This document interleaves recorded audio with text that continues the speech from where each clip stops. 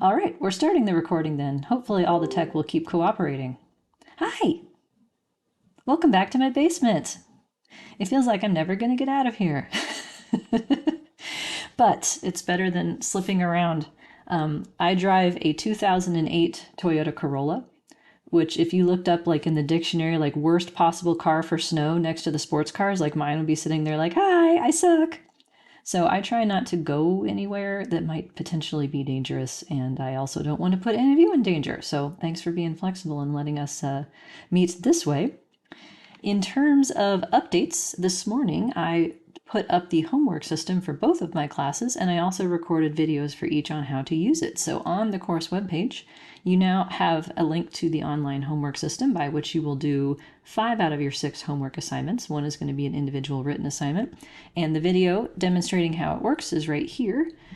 Sometime within the next week or so, if you could give that a try, let me know if you have any trouble logging in or any questions on how to use it. Homework 0 is for 2 points extra credit. It is about the syllabus. The video I recorded to demonstrate the entire process is like 7 minutes long. So that's the upper end of what it's going to take you to do this. And if you can complete it, I will give you 2 points extra credit, which essentially translates into a free late homework assignment. Then we will have the next thing will be a formative assessment through Icon, and then your next first homework will be available. So I will let you know via email and in class anytime that something new is available for you to start working on. That way you can start working on it on your own time. I try to make sure I have released these things at least a week in advance for the homeworks and usually like 6 days in advance for the formative assessment, so you can be working ahead if you wish. All right. Hopefully we'll be back in class in person and on Zoom on Thursday, but who knows? And as I told the other class, we may have a little bit of disruption in the coming weeks. I was called for jury duty, and I cannot get out of it. I have tried twice. I said I was too important last semester, and they believed me. And then I was supposed to do it over winter break, and I needed to go to a funeral. And the woman on the phone that I spoke with scolded me quite sternly and said, "This is you have to do it this time." So I don't know what's going to happen. My plan is to put forth my best Karen energy, like academic Karen style, and be so thoroughly unpleasant that they don't pick me. That's my plan right now. It has worked in a previous state. I did that at Kansas. So I'm hopeful that I will not be picked, but I can't guarantee it. And I'll have to figure out what we're going to do if I'm not available. You may have some guest lectures. We may have to move asynchronous in terms of me recording things, but we will continue making it work, right? That's going to be the catchphrase for like every semester in the history of the world. We're going to make it work.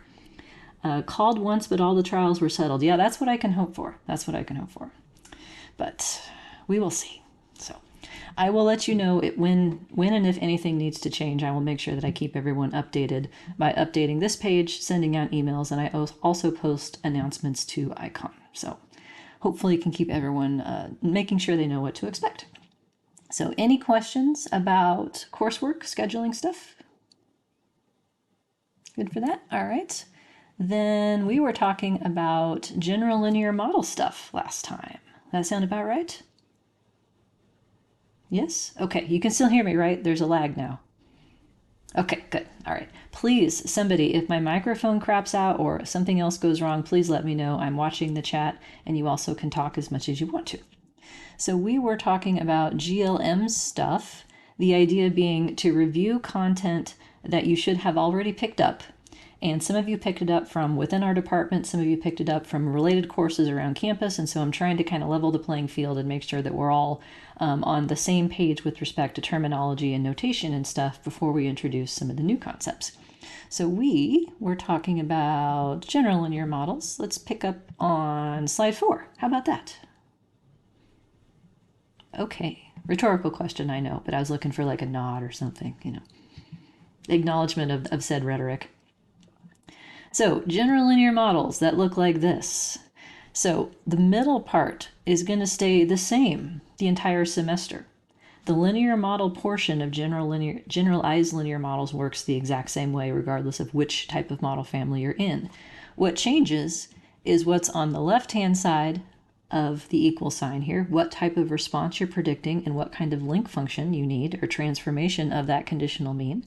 And then what's on the end here. Right now we have an E because we can say that the model residuals or the conditional distribution of the outcome, is supposed to have normality, constant variance, and independence.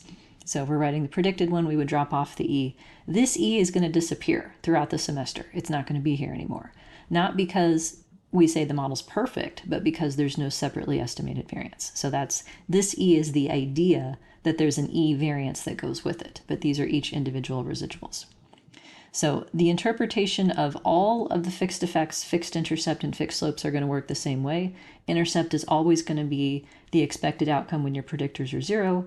The slopes are always going to be the expected difference in that predicted outcome for a 1 unit difference in the predictor. Then the question is, what is the outcome? Is it the logit? Is it the log? Is it the probit? And so forth. That'll be the tricky part to keep track of. So each slope then has 2 characteristics that are essential to report, and then everything else on the list below is a function of these 2 things. So we always need to know what the slope's estimate is, which is our best guess using our sample, the parameter that makes the height the tallest in our maximum likelihood formula. The expected inconsistency of that is indexed by our standard error. And then estimate over standard error gives us a ratio that's used as a hypothesis test. So we have this being treated as a T if we have denominator degrees of freedom, or a Z if we don't. And then which distribution we're using gives rise to the corresponding p-value in a frequentist perspective.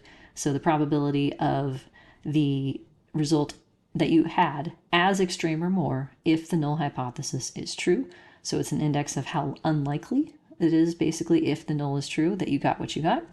And you can build a confidence interval around that if you so choose. I don't like them. So T will switch to Z is one thing that will be different. And then that means F switches to chi-square without denominator degrees of freedom. So standard error in a standard linear model with one predictor, there is a go-to, like out-of-the-box formula that you can use for that works for most cases. It's the residual variance of your outcome, so the variance of the E's, divided by the variance of the predictor the slope is 4, and then a function of sample size minus k for the number of fixed effects, the fixed intercept or the slope. When there's more than one predictor involved, there's a new term that gets introduced into the denominator that has to do with how much of the variance in the predictor is unique relative to the others. So that can change the story quite considerably. So all things being equal, your standard error is going to be smaller when there's less variance in y left over. So when you have a better predicting model, that means that if you test a predictor initially, it's not significant. You take it out of the model, you add some other predictors. If you were to reintroduce the first one, if it were sort of an edge boundary case, it might actually become significant because the hypothesis test for it has changed. The standard error is narrower when there's less variance left over. Also, to the extent that X has more unique information, the standard error is smaller. So if there's a lot of relationship, collinearity as it is called, among your predictors, then the standard error will be higher because it's a lot harder to nail down what a predictor's independent contribution is to the extent that it has a lot of overlap with the other predictors in your model. And this idea of a standard error being computed like this is sort of from least squares land. There are different ways to get standard errors that have been used in terms of going with resampling types of things. So bootstrapping or robust standard errors to deal with heteroscedastic variance. Those are other things that you might find in the literature, but this is just a sort of a starting point. Standard errors are going to be provided by the maximum likelihood solution in the generalized linear models. They are going to be related to the second derivative of the likelihood function, steepness of how tall it is, where a steeper curve in terms of being really sure that this is the answer that makes the data most likely corresponds to a smaller standard error. So beyond significance, of course, we also need to make sure that we're reporting effect size. And this is useful to convey the absolute size of a slope in a scale that's supposed to be more intuitive. So like if I tell you the slope is 2, well, that might be significant or not, but you don't have a sense of what 2 is. Is that a lot or is that a little? You have to know what a unit is of the outcome and of the predictor to answer that question. Effect sizes are designed to try to mitigate that problem as much as we can. Effect sizes are essential in trying to compare the size of relationships across different predictors, as well as across studies in a meta-analytic perspective. And they also help inform what sample size would need to be to get decent power for similar effects in future research. So you're doing your future self and the future colleagues in your field a solid when you report effect size along with significance, estimate, and standard error. Most common families, the D family, there's a bunch of variations of this, but they basically get at standardized mean differences between two groups. There's the Eta or R family, which is used for quantitative slopes, and that's in a correlation metric. In GLM, there are standardized slopes that are regularly available for a standard linear regression. In generalized models, you can sometimes get these out of software, but they're sort of weird and ambiguous because what they're standardized against is a variance that's not estimated by the model. They're also problematic, and here's a blog post that I liked that I read about this that I'll direct you to for more elaboration on that. But you can always take your hypothesis test and turn it into an effect size. You don't have to do anything other than use the results that you have. So if you know what the t-test statistic is for your slope, you know what your denominator degrees of freedom is. If you're using that, that's your sample size minus number of fixed effects in the model. You can get yourself a D or an R, and you can go across D and R together too. So this is really useful whenever you are trying to get an effect size for a model parameter that's not directly in your model. That's a linear combination of your fixed effects, which is something that I'm going to show you how to do in the first example because we'll use that throughout the semester. And just as a note, partial and semi-partial are not the same thing with this. It's relative to a different denominator, whether it's all the variance or just the unexplained part. Partial is just the unexplained and semi-partial is all the variance. But all of this stuff is predicated on having a variance for the outcome that is separately estimated and constant, which is what we're not going to have anymore. So we'll have to use different approaches for getting effect size in generalized linear models most of the time. So one thing that I do that may be different than what other folks have taught is all of my predictors from day one in every course I teach get rescaled so that 0 is a meaningful value. Now this is not required, but it makes your model more interpretable most of the time. So at a minimum, because the intercept is the expected outcome when all your predictors are 0, having 0 be within the scale of the observed predictor makes sure that your intercept is a reference point for your model for people who could actually exist. So as a counterpoint to that, what if I have a sample of older adults, right? They range in age from say 70 to 90, and I want to put age as a predictor into a model of some outcome, and I don't center it. Who is my intercept reference point for if I put age in the model? What is my reference point or person in that case? Cheers. I'm looking at the chat if you're feeling shy, or you can talk to me.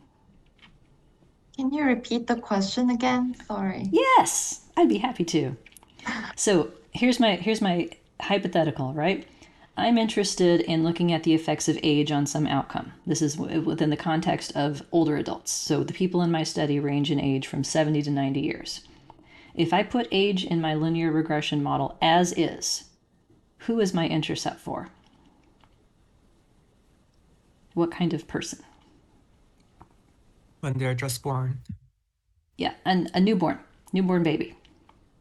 So my model intercept is the expected outcome for a newborn baby as estimated from my sample of older adults. Now that's not wrong, but it certainly is weird and not helpful. So at a minimum, centering or rescaling your predictors to make sure that 0 is somewhere within the realm of your data that you have, make sure that your intercept refers to a person that could exist in your sample. That also is necessary whenever your predictor is going to be included as part of an interaction term, which is the second half of this that we'll talk about in greater detail because I found that that gets hit more inconsistently across classes. The predictor slope of the interacting variable is going to be conditional on when that predictor is 0. So then you would end up with slopes in your model that are for newborns, which is not helpful. And I have a side note in here. In the context of multi-level models, so these are regression models for more than one dimension of sampling at the same time, where you have multiple different kinds of error at each level, you will end up with estimation problems if you try to give predictors a slope that is random across higher level units, and 0 is not within the scale of that predictor. So to prevent estimation problems in complex models, as well as to maintain a reasonable interpretation of each of the parameters, I believe in rescaling. Not wrong, but weird to not do it. So it's known as centering if you're dealing with a numeric predictor. Constant centering or grand mean centering are basically synonyms, but the key idea is that you are changing the scale of your predictor by adding or subtracting a constant, usually subtracting. What that constant is entirely up to you. So the grand mean of your sample is a commonly used reference value that people will do. I tend not to do that because then the grand mean may not have a ready interpretation. For instance, if I have something like years of education as a predictor, the mean years of education in my sample might be 14.67. Do you know anyone who would have written that down? Right? No one's going to write down 14.67. So I might pick something like 12 years of education so that my reference person is a high school graduate within the US system.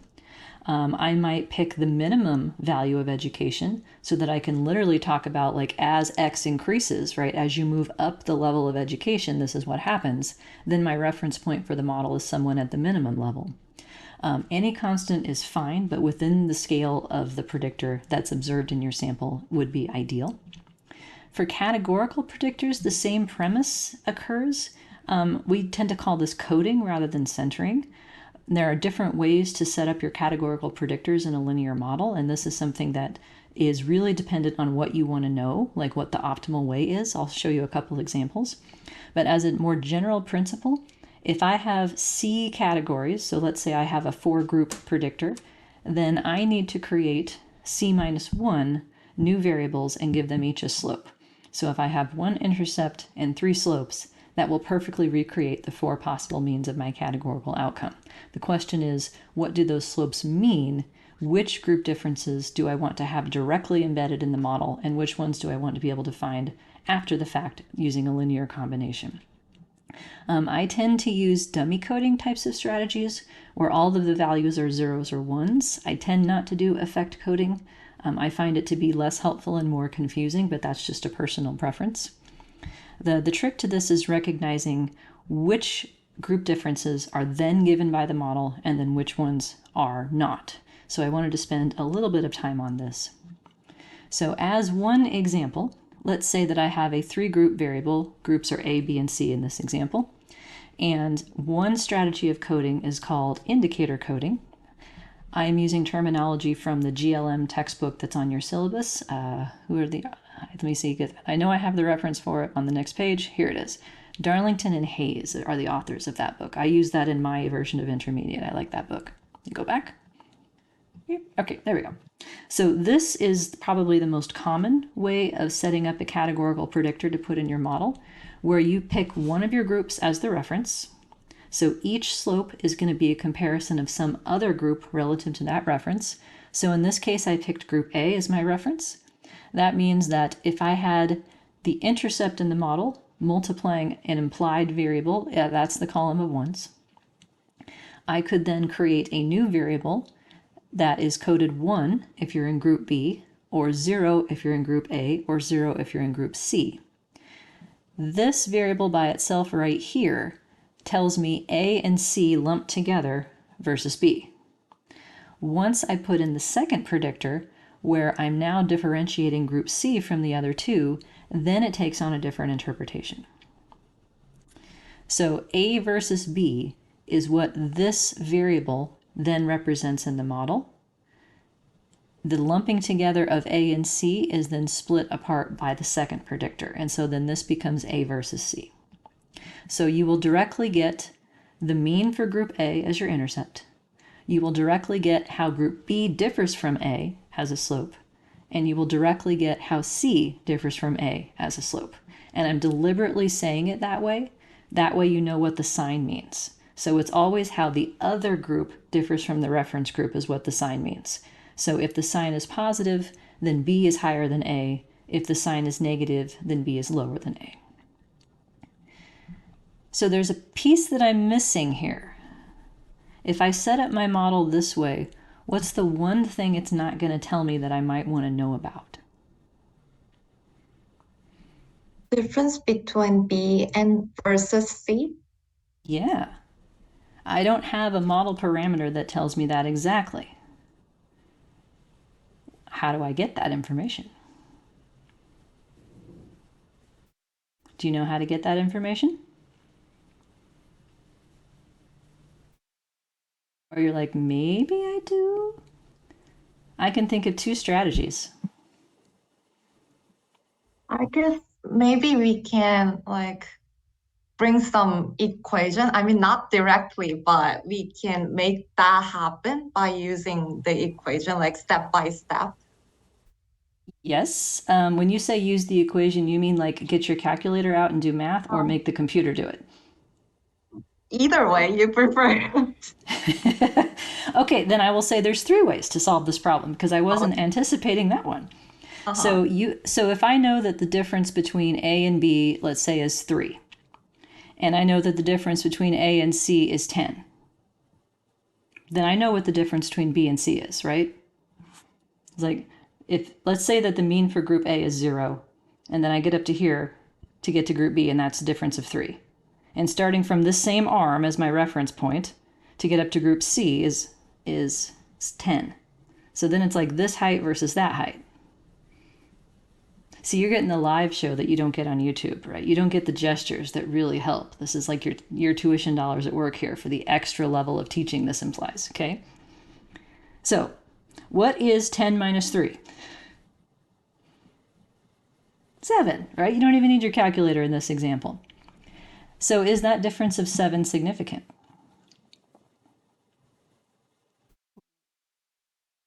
Well, it's bigger than 3, so maybe I could infer that if 3 is significantly different, then 7 should be.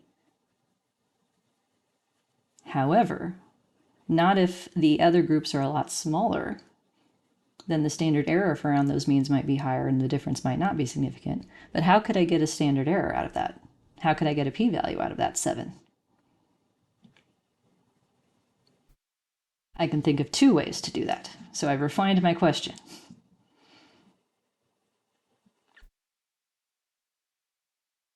Any ideas?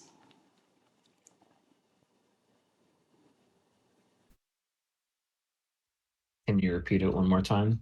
Yep. How do I get a hypothesis test for B versus C if this is my model coding scheme? My model is going to tell me how B differs from A. It's going to tell me how C differs from A. Indirectly, then it has to tell me how B and C differ from each other too, but it's indirect. So my question is, how do I get a standard error and a p-value that goes with that? This is something I did not learn how to do the right way until far too long in my career, and that's why we're starting with that now, because I don't want you to recreate my own mistakes.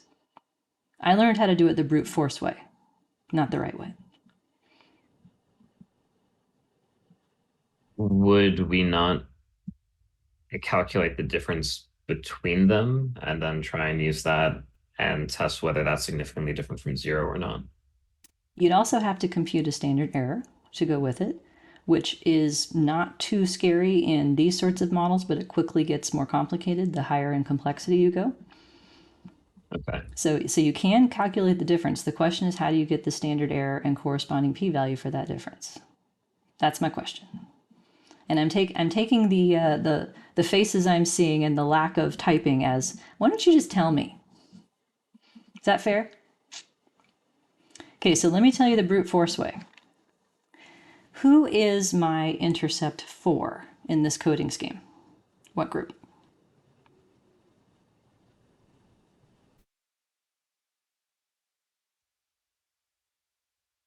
Group A. Group A. And how do I know that? That's how you've had it coded because everything is compared to group A. Yeah, because there where everything zeroes out. That's how I know that. And that is why the slopes compare B to A and C to A, because I set it up that way. So what if I want to hack my way into knowing what B versus C is? Can I hack my reference group?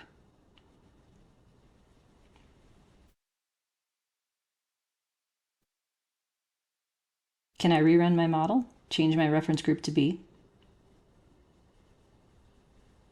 Then what do I get back? Then you'd be able to get differences between A and B, which we already have, as well as B to C. Yep, I would actually get B versus A. So that's the difference we already have, but it would be backwards in sign and not new information. And then we'd get the magical B versus C. And that's what I did for many, many years. And then some brilliant person showed me code in SAS in particular of how to ask for literally the difference of this slope minus that slope as a linear combination, because that's how we do it. I'll show you that in just a second. And it turns out that every software package on the planet, even SPSS, has a way to do this if you know how to ask. So that's one of the things that we'll get practice with this semester is the model tells you so much directly, but it tells you a whole lot more indirectly if you know how to ask. Here's an alternative coding scheme that is more useful if you have an ordinal variable, arguably, than if it's treated as nominal. So this is a 5-point measure of how happy you are, where you're supposed to answer on a scale of 1 to 5. And maybe 1 is not very happy, and 2 is a little bit happy, and so forth. So are these numbers? Like 1 is a little bit happy, and 2 is sort of happy, and 3 is medium happy. Are these numbers? No, they're categories. Yeah, they're still categories. So a lot of folks would be like, can I pretend they're numbers and just put a line through that, please? And that actually turns out to be an empirical question that is answerable if you use this coding scheme. So in this version, I am designating the lowest level of happiness as my reference category. And I know that because that's where all my slopes are zeroed out. So that means the intercept is going to apply specifically to give me the mean of the group coded 1. But then rather than saying, okay, what is 1 versus 2, 1 versus 3, 1 versus 4, I want to know the sequential differences across these categories. So this coding scheme is like a switch, where the first variable turns on if you're past 1, the second variable turns on if you're past 2, and so on. So the slopes here are not relative to the same common reference category, they're relative to the previous one. So then what I get is 1 versus 2, 2 versus 3, 3 versus 4, and 4 versus 5. And I can still do the work rearrangement to figure out what any of the other differences would have been, because the model is going to give me each mean. And if the model gives me each mean, it has to give me each mean difference through linear combinations. So if I look at it this way, here's one slope that transitions for this category, another one here, another one here. The assumption that this variable can be treated as interval corresponds to an assumption that it has a linear relationship in predicting the outcome, which corresponds to each of these successive slopes being equal. Like picture little broken lines where each little break has a chance to be different. If they all align onto one single slope, and that fits not worse than this, that's evidence that, yeah, you can pretty much treat this as an interval thing and just fit a linear relationship such that a 1 unit difference in happiness corresponds to this unit difference in my outcome regardless of where your units are. So this is an alternative that can be more useful in ordinal situations. The difference is this little square right here. By not setting this back to 0, by keeping this as a switch that stays turned on, it changes what the reference point of the comparison means. So these are the two that I tend to use most frequently. There's others that I may pull upon for special cases, but I think these two are usually pretty useful. So does this make sense so far? Okay, it all depends on what you want to know. I stole this picture out of that Darlington and Hayes textbook. They have some other examples, so they call indicator coding, that's their term I'm using, is like what I did first, here's sequential coding, and then they have these two. Yeah, I don't know what the hell this means. This Helmert thing is like, no. Like, just no to that. There's others, effect coding strategies that are even more complicated, and I'm just like, no. Because if you know how the model creates the means, you know how it creates all the mean differences, and you don't have to go with a really complicated coding. You can always ask for them after the fact. And here's an article that's on your reading list that has even further ideas as to how to code categorical predictors for optimum utility and how you want to differentiate across the groups. So here is a more concrete way of talking about what does the model give you directly, and then what do you need to ask for as a separate thing. So are you ready to look at this? Still with me? Faking enthusiasm on a happy garbage day Tuesday? Yeah, my son, by the way, is having like some kind of spirit week at his school this week to coincide with the dance marathon, where every day they're supposed to dress up as something different because, of course, you know, parents don't have enough to do besides like inventing costumes with no notice. But tomorrow is switch day, where the students are supposed to dress like the teachers and the teachers are supposed to dress like the students. And I thought about sending him in my Happy Garbage Day t-shirt, my merch, to school, because like I'm the teacher, right? Maybe throw a tie on for some gender inclusivity, right? You know, make it both his parents, not that Jonathan ever teaches in a tie. But what do you think? He'll have to explain to his third grade class what Happy Garbage Day means. But other than that, I don't see a problem. He and I are not that differently sized, actually. He's a large for his age sort of child. But if I do decide to do that and he actually lets me, I will definitely take a picture. How's that sound? But anywho. But today I get to teach all y'all how to do linear models with categorical predictors. So let's say that I have this model right here, where this is my coding scheme to represent differences across 4 categories of group, where I have a control group, and then I have 3 different flavors of treatment. So this model equation right here, I call this a linear model. You might call it a regression model. What might someone else call it?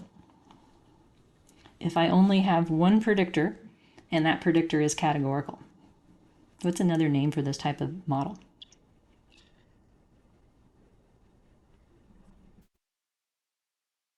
Starts with an A.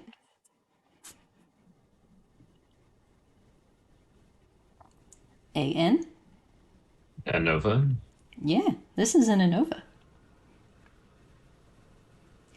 That's what people would call this. This is a linear model's representation of an analysis of variance, a one-way analysis of variance to be specific, because there's one predictor, and that's the way. This predictor has 4 groups. So I have decided to go with a coding scheme where control is my reference, and then each other slope, D1, D2, and D3 are the variables that are going to be given those slopes, is going to represent the difference of each treatment group relative to control. Cool. So then, doing the math, the model tells me what the expected mean is for each group by adding them together. So by coding all 3 new predictors as 0, that means my control group is the reference, and that's what the intercept gives me directly. The mean for the reference group plus how different the other group is the basis of getting the mean for each of these groups. So if D1 is a 1, then that contributes the beta 1 slope to the score, and if D1 is 0, then this drops out. So it works out that each of these variables kicks in to give an extra contribution to get from the control group to that specific treatment group. Okay, with me so far? All right. So if you ask, like in SPSS, when I learned ANOVA, for instance, there was a box you could check that said print group means. This is how it got them. But what if you want to know about the other groups, whose mean differences are implied rather than given directly? Well, the logic by which we could figure out how each of the current slopes tells us these group differences still readily applies. So we have the way that I write these, by the way, and I'm telling you this for homework purposes because I'm trying to be standard in the way that I talk about things. When I say one group versus another, the group that is first is the reference, always. So if I want to know how control versus treatment 1 differs, then the alt group is treatment 1 and the reference group is control. So then I come up here and say, well, the model says that the mean for treatment 1 is a combination of these 2 things, where this is turned on as a 1 when I'm talking about that group, and the mean for the reference is just the intercept. So then the intercept cancels out and beta 1 is all that's left, and that's how I know that beta 1 is how treatment group 1 differs from control. Same exact concepts apply for treatment group 2 and treatment group 3. Now what about if I want to know if treatment 2 works better than treatment 1? Can I do that? The answer is always yes. Yes, I can.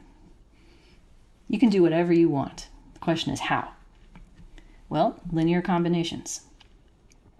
If I know that the model tells me that treatment 2's mean is a combination of these two parameters, and treatment 1's mean is a combination of these two, the intercept drops out, but the other two stay in. And so then rearranging to put the minus sign in the middle, it's beta 2 minus beta 1. That is how the model tells me how treatment group 2 differs from treatment group 1. And the same thing happens in comparing amongst the other treatment groups as well. So I will teach you how to write code that does literally this. It takes what the model came up with for each parameter, it does the math on them, and better yet, it computes the right standard error for that implied comparison, because it's a function of the standard error of beta 2, the standard error of beta 1, and the covariance between these two standard errors, something called an asymptotic covariance matrix of your predictors, which is a part of the output that sometimes shows up but you usually ignore. Point being, what beta 2 ends up being and what beta 1 ends up being is related. So there's an extra piece to the equation that would not normally be part of your process.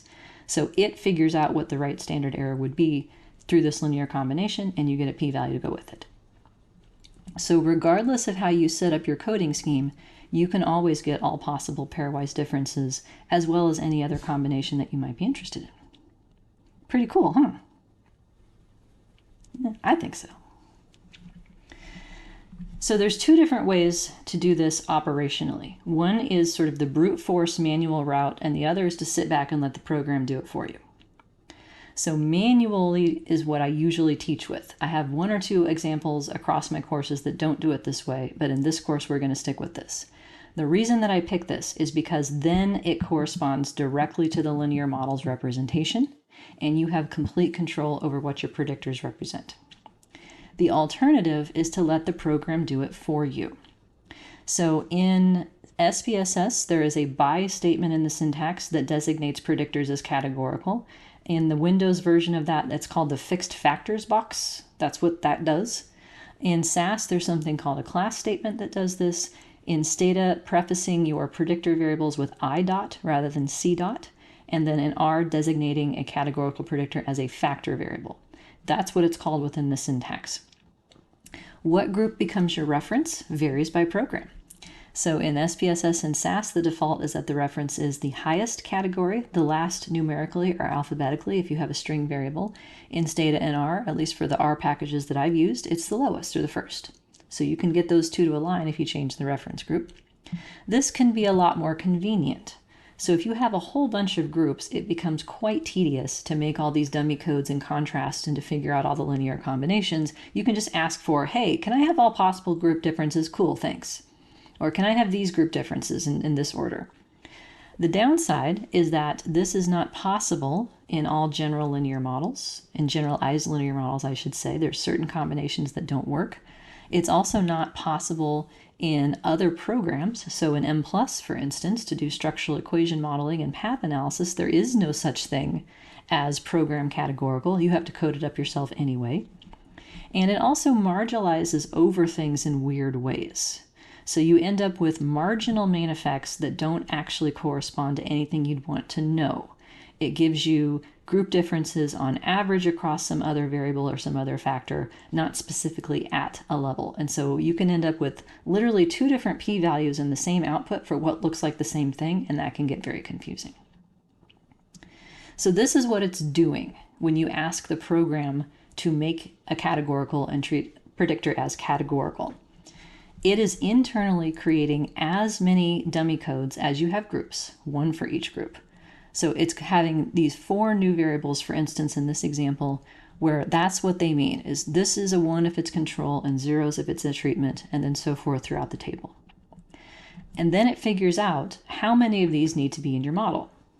So if you have an intercept in your model, a fixed intercept that is the starting point for everyone's predicted value regardless of group, then you only need 3 of these because the 4th is redundant. And so then programs differ whether they default kick out the first one or the last one. And that's why you end up with different defaults across packages. Alternatively, you could kick out the intercept. Have you ever done that before? Fit a regression type model where you kicked out the fixed intercept? Said, bye-bye, beta 0, I don't need you? Oh, eyebrows are raising. Like, what? That's craziness. Why would I do that? You can do that. If I kick out my fixed intercept and this is what's left, what the model is going to give me instead of mean differences is the 4 means back. That's it. Beta 0, the new beta 0, I should say, is the mean for control. Beta 1 is the mean for this group, and so on. There are certain situations in which that might be advantageous. Anytime that you have a grouping design that's not fully crossed or fully balanced, like if you have a two-way design where one of the cells is missing, this type of strategy where you just get the means and then afterwards you ask for the mean differences and interactions that you care about can actually be less painful. Another instance would be multivariate models. So when you have, instead of multiple groups, you have multiple outcomes and you want a regression model predicting each one separately, then this type of coding approach gives you the ability to create outcome-specific regressions because there's no general fixed intercept that contributes to all of them. They each get their own custom, like a switch. So there's certain situations in which you might want to kick out the intercept for convenient purposes, and this is the mechanism by which you can do that. You can let the program do it for you with the 4, or you could actually make these yourself. So it is completely up to you. Here's another example of a coding scheme that pushes together quantitative predictors and categorical predictors at the same time, and I will guarantee that one of your homework assignments this year is going to have a situation where it requires this. So this is what I call an if and how much coding scheme. Let's say that I have a variable that is number of cigarettes smoked a day, and I want to have that as a predictor of some outcome. Well, one thing I might want to distinguish is smokers from non-smokers, and then severity of smoking among the smokers. The way to do that is by saying, okay, 0 cigarettes is going to be my reference. So this is an example, by the way, of a predictor variable that doesn't need rescaled because 0 already means something. You have people in your survey that said they haven't smoked today, so cool. So they're the reference. And the first predictor then is a switch where if they did any smoking of any kind, it turns to 1. So if I just have this column right here, that's smokers as the alternative group, non-smokers as the reference group. But then within the smoking group, this variable kicks in to differentiate the effect of each one more unit. So this column is technically considered a nested effect in that it logically only applies to a subset of your sample. You can fit these types of nested effects for any predictor that wasn't measured for some people or just doesn't make sense. So if you have something like number of children that you've given birth to, people who don't have the equipment are not going to give birth. So that predictor can't possibly characterize them. But among the people that it can, you can have this. So this goes by a bunch of different names. I would call this potentially a piecewise or linear spline model if this was time as my predictor. I would call it a semi-continuous predictor if it's something other than time. But this is a way that you can do both at once. Once both of these columns are in the model, here's how the different coding systems would create this. Then this first column takes on a more specific interpretation. It's no longer non-smokers versus smokers. This is non-smokers versus people who smoke 1 specifically. And then this column kicks in after that to talk about how much your outcome changes if it's past 1. So like a little broken line kind of thing. So here's the code that would go with these things. So have you seen this sort of thing before? A little bit? Yeah, this is coming in longitudinal. So that's why this is like foreshadowing this, because I want you to see this. This type of coding scheme is also useful for any kind of predictor that has conventional dividing lines in it. So like if you're working with, say, a depression measure where if you score above 16, then that's considered like clinically depressed or something like that. And you might want to see how levels of depression relate to an outcome differently within a subclinical population versus clinical. Well, that could be one slope for the people who are under 16 and another slope for the people who are over 16. And that's how you would divide up a variable based on your dividing line of 16. There are models that allow you to find where 16 should be. So like piecewise models where you're not sure where the slope should shift, and that slope shifting location, there we go, SHOPE. We're going to SHOPE-SLIFT. How's that? We're going to SHOPE-SLIFT and let the model figure out where the SHOPE-SLIFts. See, I'm going with it. That is a latent knot point type of thing. And I have things I can send you if you're interested in knowing more about those. We're not going to get there, but I'm just letting you know what's out there in the world. The term linear has a very specific meaning that I want to make sure you understand. Linear in the parameters versus linear in the variables. These are two different things. So when I say generalized linear models or standard linear regression models, linear means linear in the parameters. So they all have the same form of slope times variable plus slope times variable plus slope times variable. Those variables don't have to be, the relationships that form creates don't have to be linear. So if I throw in x squared, for instance, that makes my line bendy, but it's still a linear model. Versus something like this is an example of nonlinear in the parameters. So if your equation has e to the or a log in it on the predictor side, that's nonlinear in the parameters, and that's not a standard model. Those are harder to estimate, usually take some kind of custom routine. But the role of each predictor then, each predictor may need more than one slope to describe how it relates to the outcome. So if you have a binary predictor, so 0 versus 1, or you're interested in a linear effect of a quantitative predictor, you only need one slope for that. Also, I have in parentheses here, these are ways that you can use data transformation to create bendy lines. So if you take an x predictor and you take the natural log transformation of that as a new variable and you enter that new predictor, then a linear slope of a log transform variable creates an exponential bendy curve that kind of levels out, either up or down. If you have an x that is bounded, you can take a logistic transform of that, and that creates an S-shape curve instead. So these are not done because of like assumption things, they're done because that's the shape you want for your relationship. So these are special cases in which one slope can become bendy through the magic of transforming your variables. But you need more than one slope in a lot of cases, such as a quadratic trend for your predictor where you'd have both linear and quadratic slopes at work, the piecewise example of the semi-continuous. Anytime you have a categorical predictor with more than two categories, you need more than one slope. And when you're in the situation of needing more than one slope, you often want a joint hypothesis test for that. And that's something that I want you to know how to ask for as well, beyond just the special cases that you might be familiar with.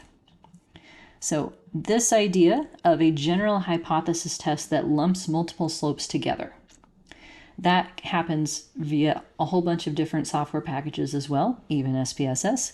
These are the ones that you'll see examples of in this case. When would you want to do this? Here are some special cases that you're already familiar with. One is the F-test for your regression model. Like that's probably the first F that you saw is, does my model significantly predict this outcome? The F-test is the significance test that goes with the R-square for the model as an effect size. What that is telling you is a simultaneous test of all the predictor slopes in your model against 0. It is weighted and it's an average. So the way that it's computed in sums of squares land here is how much information did your model predictors account for, essentially. I'm going to say information, not variance, as a function of how many slopes it took to do that.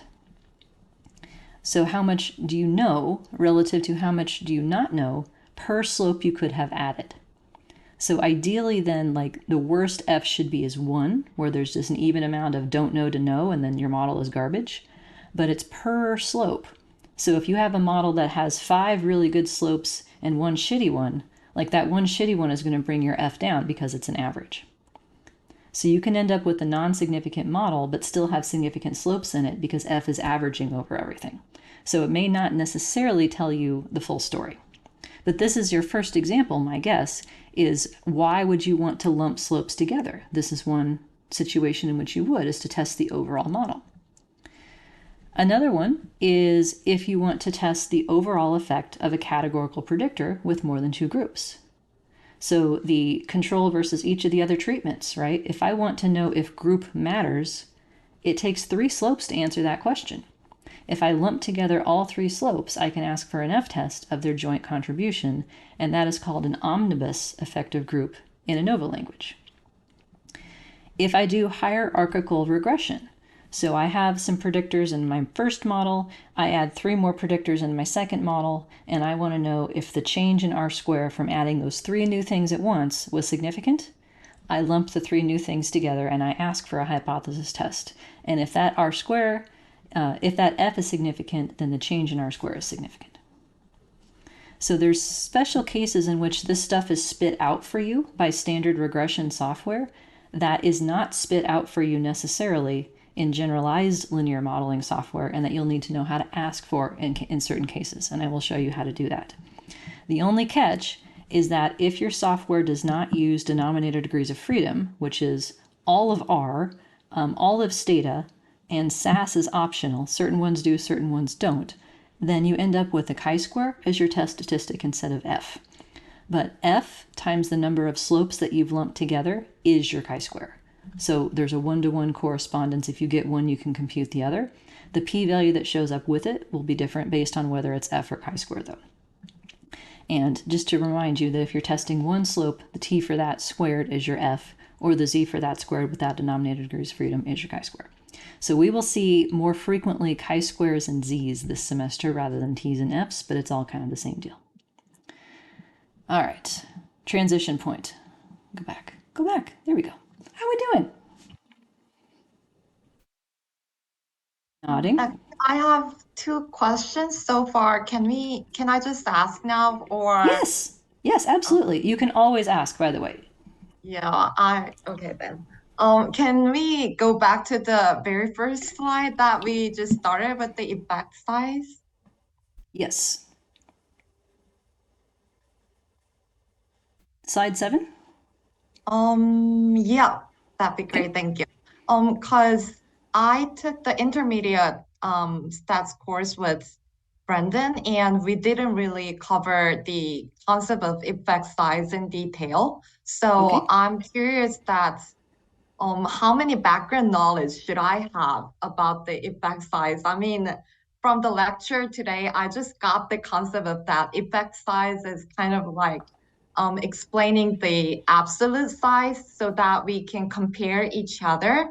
And for the 2 kinds, I already know R, which is like from range to -1 to 1.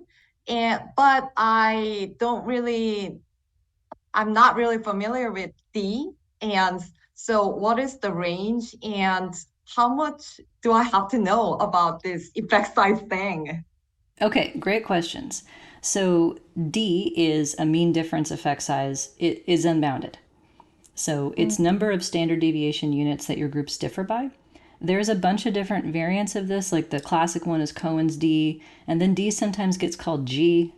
So those of you who took meta-analysis, help me out here. There's like Hedges G and somebody's G and this guy's G and someone else's D. Like there's different permutations of how you compute it. It's usually based on what standard deviation you use for standardizing. But D is what in group-based designs, like if you're in treatment versus control, like a D mean difference is what most people would want you to report. So it's computable from your t-test result. So that t, by the way, is either from a slope that's given to you by your model or a linear combination, like the differences between the treatment groups. Once you get your estimate and standard error, you get your t for that, you can make an effect size out of it with these conversions. So I wouldn't worry too much about not having seen this. The concept of effect size is important, but the way that it will be operationalized this semester is going to be very different, because the idea of standardizing is predicated on having a total separately estimated variance for your outcome that's one number to come back to. And that is going to be gone from like the next couple weeks onward. Because when we predict binary outcomes, There is no residual variance that's being estimated. It's tied to the mean and it's conditional on the mean and it varies by the mean. So none of this we can do very easily. Like we could still do these T's and R's, but anything that's based on like the idea of our square for the model, it's not going to work. And so like partial versus semi-partial, all that stuff starts to kind of fall apart when you don't have a separately estimated variance. And so that's why I have this in here sort of for reference, but no, I'm not going to spend a lot of time on it because in our models, we have to do something different. And they're going to end up being exponentiated slopes in most cases. So we're going to have our slope and we're going to go e to the slope, and that's going to be our effect size. It's called an odds ratio, an incident rate ratio, or other kinds of ratios. It's always the word ratio at the end. So does that mean that in the upcoming examples and assignments that we are going to have, we are not generate or see those kind of calculation of D or R as an effect size rather than like use the other way to generate, evaluate effect size, just like you mentioned? Yes, in this course, I will show you how to get odds ratios as effect sizes, or they're synonym analogs, right? It's always e to the slope, but what you call it differs by model. I will show you how to get those directly out of your software. I will show you how to get confidence intervals for those as well. So that's also important in quantifying effect size. It's just one estimate, and the range around it can be quite considerable, especially in smaller samples. If you want to see examples of how to compute the eta family, this partial, semi-partial, D's and R's, I actually have this pulled up. So my version of intermediate, this is the website that I have for that. So this is my website. Here's the homepage. There's me in my textbook waving to everybody. I still wear that shirt. And under course materials, you'll see all of the courses that I teach, and my version of intermediate is linked right here. And that shows up in I have effect sizes throughout the course, but I start to incorporate it into the results in terms of taking the saved output and doing math on it to spit out the effect sizes, probably starting in about example 3 throughout the rest of the course. And so this version of the course has SAS, data, and R in it. Subsequent versions, I'm going to drop the SAS part out, but that should hopefully get you started on how to ask for those things. SAS does it much better than the other packages. I'll just tell you that. It's more painful in the other packages I have found. There's more computational steps, but then again, I am biased in favor of SAS, but no one else likes it anymore. Okay, so that was one of your questions, I think. Was there another one? Okay, let's keep going. Yeah. I want to move to second question, which is about reference group in continuous, categorical Okay. variables. Yeah. So, can you move up to the how theta and R just automatically assign reference group? I think there was some kind of information in that slide. Yes. This one? Is that one? Or this one? Oh yeah, right. Okay. So last semester I practiced with Stata, and I discovered that Stata just automatically assigned the reference group, and I didn't know the logic. And according to your slide, it says Stata is assigning reference group as lowest and first. So I just want to make sure what that means. Isn't that alphabetical order of the predictor's name, or what does that mean? So within the categories, I do not believe Stata allows you to use a string variable as a predictor, whereas SAS does. So assuming that it's coded as numeric, but then you have categories, it will either be the number, like the original numeric code that goes with that category, or I can't remember if it defaults to alphabetical, like based on the value labels. Nikki, do you know? I am 99% certain what happens is it's the first that shows up in your data set. Oh my goodness, not even that one. Stuff. Yeah, so it's like and it basically just adds the new categories kind of like as it goes down the data. So Sora, if you have your data alphabetized and then Mhm. you encode it to be numbers, right? So like let's just take, sex as a easy example of like male and female, right? If you have it listed, like if there's a female first in your data set and then a male, it'll be the lowest will be female first because that's what showed up. But if you have it flipped and male Oh. comes first and then you encode it and male becomes the 0. So it's actually really annoying. So, oh, It's I worse what than I I hear thought is that. that, yeah. Yeah. So that's why I think we need to set our reference group as we want. So are we gonna train how to do that in this course?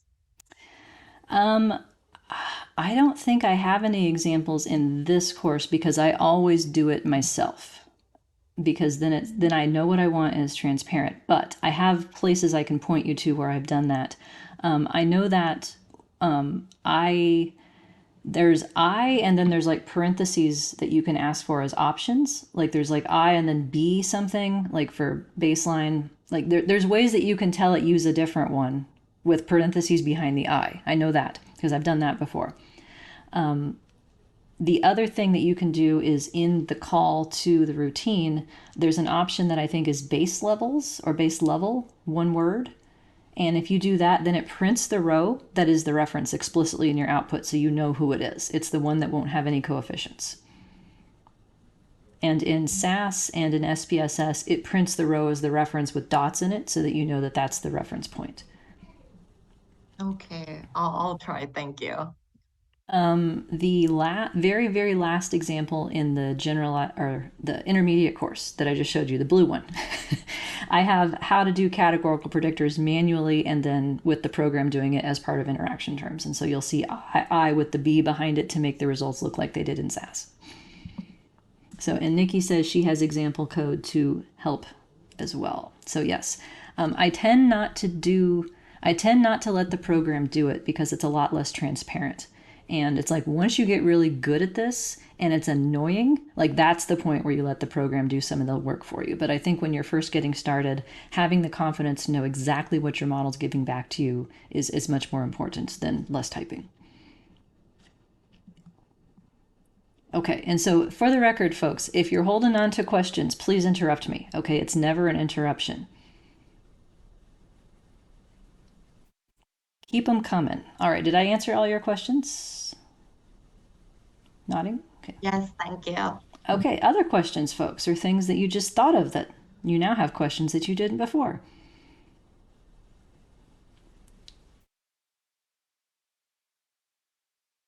So I will say, in a general sense, I have a lot of materials. So I've been a faculty member since 2006 at various universities. I've been teaching graduate courses on stuff since 2005, and I have like everything I've ever done. So if there's something specific that you want an example of or know how to do, just ask me and I will find where it is because I know where my stuff is. It's probably easier for me to know where it is than for you to hunt and peck for it. So I'm happy to help translate any of the things that I'm sort of waving my hands at from other courses that you might be curious about, like effect sizes, because they are really important. Okay. Then, okay. Let me do an impromptu formative assessment on you, okay?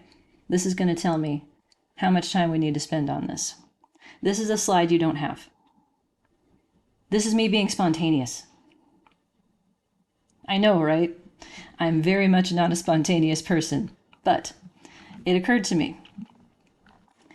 So if I give you this regression model, okay, here's my story. Y is student achievement, X is parent attitudes about education measured on a 1 to 5 scale, and Z is level of education measured in years. And I give you this solution to this equation. Can you tell me what to do with that interaction term number?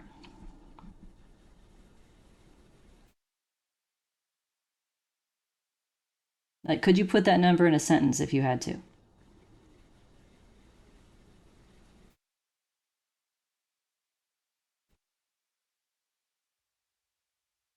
There's some additional benefit to having both, or there's some beneficial interaction between parent attitude and parent level of education that further improves your GPA or predicted GPA.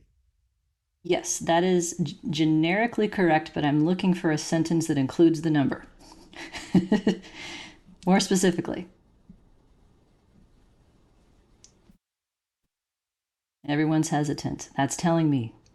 The lack of answer is the answer, I think. So this slope right here, this is the slope of attitudes. Is that interpretation correct or not? For every unit increase in attitude, achievement goes up by 1. Is that correct? Yes, Oh. all else or When all else being controlling others. When controlling for the other predictors, okay, I'll add that on there. So for every 1 unit change in attitudes, achievement goes up by 1 after controlling for all the other predictors. 1.5. 1.5. 1.5, is that adding on there?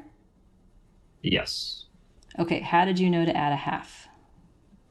because attitude is part of that interaction term. Yes, how do I know how many of these I need to add?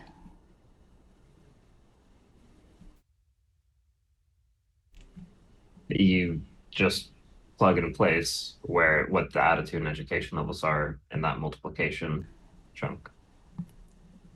What the attitude, education is, yes.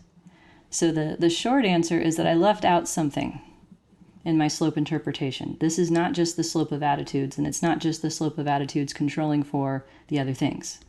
This is specifically for someone with 0 education. This is what's known as a conditional slope or a simple slope. Likewise, this one. That slope of 2 only holds for people who have an attitude of 0. To talk about what the slopes would be for any other combination, we need to factor in this guy right here. So is this something you've seen before or feel comfortable with? Some folks? Okay. I think that we'll spend some time on this on Thursday then. We won't rush through that part. How's that sound? And we'll get everybody onto the same page. Okay, because linear models and moderation are a thing. They are a thing regardless of what kind of model you have, no matter from your simplest ANOVA model all the way up through your fanciest structural equation model. They are a thing. So I want to make sure you know what to do with them, and this semester's homework will give you lots and lots of chances to practice your interaction terms. Yay! Says no one ever. No, just trust me on this. Trust me. These are valuable skills. These are very common research hypotheses about how does the effect of one predictor vary based on your other characteristics, that kind of thing. But that'll be a topic for next time. All right, any other questions while we're wrapping things up for today? Okay, then how about I let you go 2 whole minutes early? I know, I'm so generous. But we usually start 5 minutes late, so, doing what I can. All right, thanks for being here. Happy Garbage Day. Let me know if you need anything. Give Homework 0 a shot and let me know if you run into problems with it, okay? All right, see everyone Thursday. Bye for now.